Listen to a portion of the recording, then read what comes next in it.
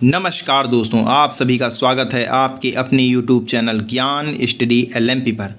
दोस्तों आज हम सामान्य ज्ञान के टॉप 25 क्वेश्चन करने वाले हैं जो आपकी सभी एग्ज़ाम के लिए काफ़ी इम्पॉर्टेंट हैं। और वैसे ये वीडियो एग्ज़ाम के लिए स्पेशल क्लास है, तो वीडियो एग्ज़ाम देने जा रहे हैं उनके लिए ये क्लास काफ़ी इम्पॉर्टेंट है। तो आइए दोस्तों आज की क्लास शुरू करते हैं। क्लास शुरू करने से पहले अगर दोस्तों आप चैनल पर पहली बार आए हैं तो चैनल को सब्सक्राइब कर लें, साथ में बेल आइकन को अंडर प्रेस कर लें जिससे डेली की डेली जो हमारी क्लास होती है उसकी जानकारी आपको मिल सके।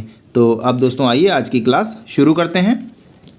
पहला प्रश्न है, भारत का शोक किस नदी को कहा जाता है? तो ये कहा जाता है कर्मनाशा नदी को। दूसरे नंबर का क्वेश्चन है, बिहार का शोक किस नदी को कहा जाता है? तो बिहार का शोक कोसी नदी को कहा जाता है। बंगाल का शोक किसे कहा जाता है? तो बंगाल का शोक दामोदर नदी को कहा जाता है। असम का शोक किसे कहा जाता है? असम का शोक ब्रह्मपुत्र को कहा जाता है। ब्रह्मपुत्र नदी ब्रह्मपुत्र में हर वर्ष आने वाली बाढ़ के कारण इसे असम का शोक कहते हैं। उड़ीसा का शोक ब्रह्माणी नदी है। झारखंड का शोक किस नदी को कहा जाता है? दामोदर नदी को कहा जाता है। चीन का शोक किस नदी को कहा जाता है? होंगहो को कहा जाता है चीन का शोक। तेल नदी कहा जाता है नाइजर को। पीली नदी किसे कहा जाता है? पीली नदी होंगहो को कहा जाता है पीली नदी। अगला है, काली महाकाली कहा जाता है शारदा नदी को काली महाकाली को कहा जाता है। तो शारदा इस प्रश्न का उत्तर हो जाता है। 11 नंबर का प्रश्न है, विश्व की सबसे बड़ी नदी कौन सी है? तो विश्व की सबसे बड़ी नदी है नील नदी और इसकी 6650 किलोमीटर की दूरी में ये बहती है। अगला प्रश्न है, भारत की सबसे बड़ी नदी? तो भारत की सबसे बड़ी नदी गंगा है और इसकी अगर लंबाई की बात करें तो आप याद कर लीजिए 25-25 ये इसकी लंबाई है। 25-25 यानी 525 मीटर ये इसकी गंगा की लंबाई है।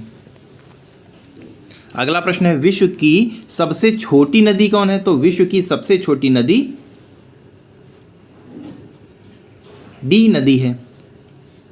अगला प्रश्न है, विश्व में कौन सी नदी जिस नदी में मछली नहीं पाई जाती है, कौन सी ऐसी नदी है? ये जॉर्डन नदी है।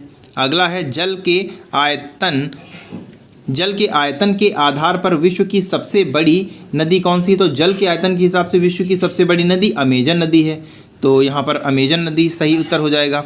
आइए दोस्तों आगे चलते हैं। अगला दोस्तों प्रश्न है, मनुष्य के शरीर का सामान्य रक्तदाब कितना होता है? तो मनुष्य के शरीर का सामान्य रक्तदाब 80 से 120 होता है mm होता है। अगला 17 नंबर का हमारा प्रश्न है, उत्तरी गोलार्ध में सबसे छोटा दिन कब होता है? तो उत्तरी गोलार्ध में सबसे छोटा दिन 22 दिसंबर को होता है। अगला दोस्तों प्रश्न है, 18 नंबर का प्रश्न है, रामचरितमानस किसने लिखी? तो रामचरितमानस तुलसीदास ने लिखी है। तो यहाँ पर हमारा तुलसीदास सही उत्तर हो जाता है। अगला दोस्तों प्रश्न है, प्रथम एशियाई खेल कब और कहाँ खेले गए? एशियाई खेल कब और कहाँ आयोजित किए गए? तो ये आयोजित किए गए मई 1951 में नई दिल्ली में आयोजित किए गए। तो यहाँ पर 1951 और मई और नई दिल्ली सही उत्तर हो जाएंगे। अगला 20 नंबर का हमारा प्रश्न है, वायुमंडलीय दाब किस यंत्र से मापा जाता है? बैरोमीटर से नापा जाता है वायुमंडलीय दाब। अगला दोस्तों 21 नंबर का क्वेश्चन है, एनटीपी पर किसी गैस के 1 मोल का आयतन होता है? तो 1 मोल का आयतन होता है 22.4 लीटर। 1 मोल का आयतन 22.4 लीटर होता है।